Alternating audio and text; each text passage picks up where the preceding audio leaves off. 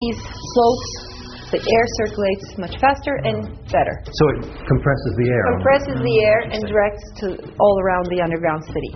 The second purpose is for the enemy. Yeah. You cannot go all together. You and I cannot walk in there together. So this is we need to go one by one, and we need to bend down. And if we have weapons, we need to put them down and like walking like this. Okay. So this is the reason. The enemy. Yes, this arms the enemy. That's why. Oh, that's cool. The narrow tunnel would slow the enemy assault to a crawl. And for those determined enough to go through, there were more surprises ahead. What are these? Those are for the spears. The spears? Yeah, just in case the enemy gets all the way here. Oh my God. Yeah. So they're I can see all the way up here. Yes. So they kill the enemy by the head. So if you've gotten this far in your attack, you're not going to go any farther because you're dead. This way. Wow. Oof, and that's not going to be pretty. But the defensive traps didn't end there. All right. Even if you were saved from the spears, you can't go any further because of this. The door will be closed in front of you. This door comes into play. It was a millstone used to trap an enemy, just like the ones I had seen at Göktürk. And while the Christians have the Hittites to thank for first carving out these fortresses centuries before, they deserve the credit for taking the idea of a subterranean booby-trapped battlefield to a whole new level. One of the new tactics they came up with was to let the invading armies enter a main room, roll the millstones to cover the only two entrances, and essentially trap the army inside until they died.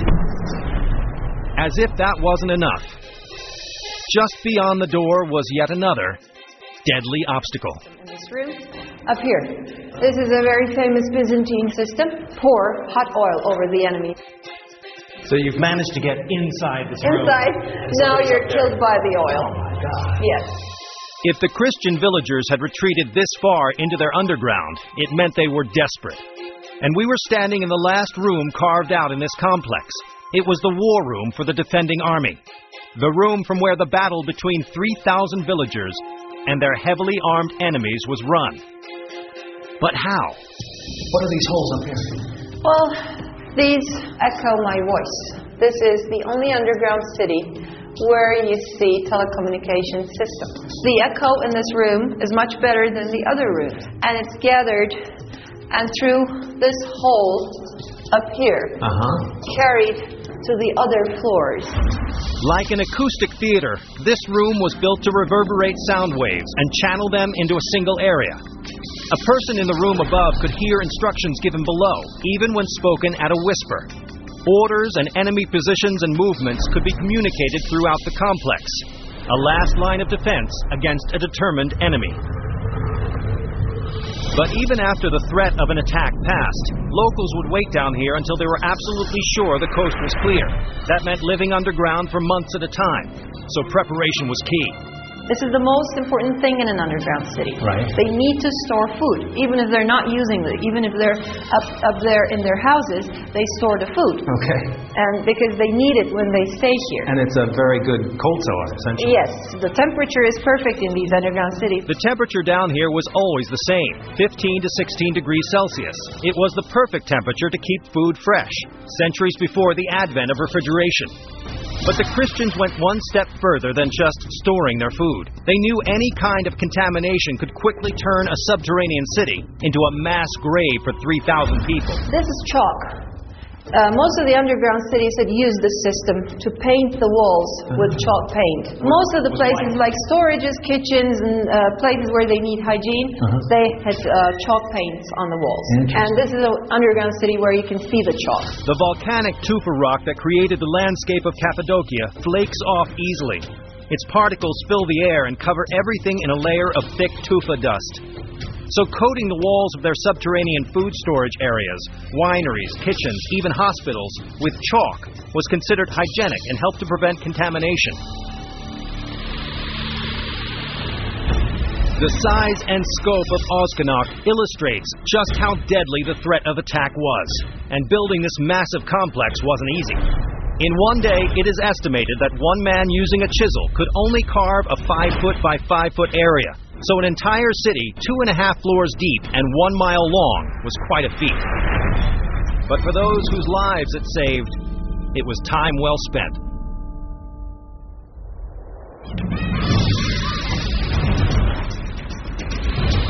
Up next, Jesus, magnificent. secret underground churches. Wow. Oh, it's really amazing. And later, Let's go down.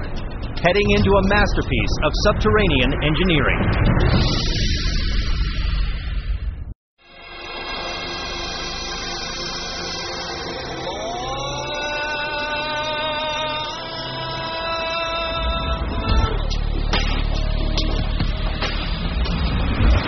In the 4th century, Emperor Constantine made Christianity the official religion of the Roman Empire.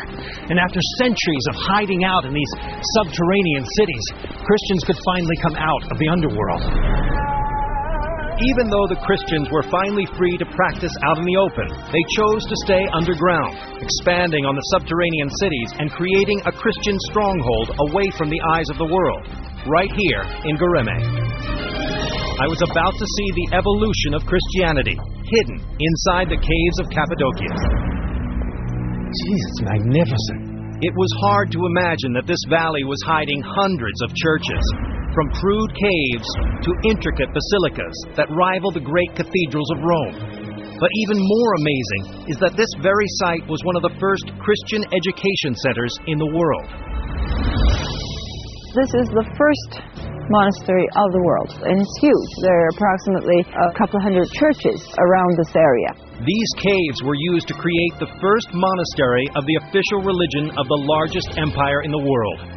Monks ate, slept, and prayed in seclusion here. A solitary yet communal lifestyle like this had never happened before. The idea of monastic life came from St. Basil in the 4th century. Christianity was at its peak, and he was alarmed by his own materialism. He had lived with hermit monks in Egypt and expanded on the idea. So here in Cappadocia, he created a massive self-sufficient community of monks, the world's first monastery. They lived here until the 14th century when the Ottomans took control.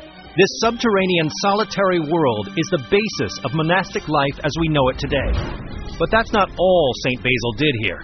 He was actually able to excommunicate those involved in prostitution trafficking, so common along major trade routes like Cappadocia, essentially cleaning up the remnants of the area's pagan past.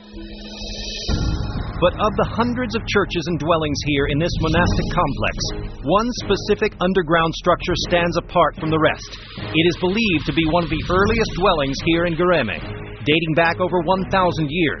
Today, it's a Christian world of the dead that's been dubbed the Snake Church by locals. This one is a very good example to the primitive church. Okay. This is a burial place, so watch your step. Don't fall into the grave. Okay.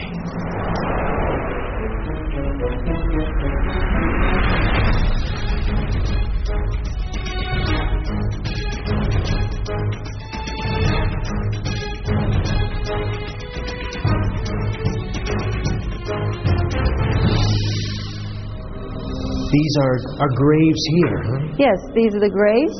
Gee. There were bones found inside these graves. Really? And these too, these small ones. yeah, they're children's graves. Oh, wow. It's proof that an entire community of Christians, men, women, and children, lived in this very spot 10 centuries ago. But how is it still standing? Just like today, the 11th century Christian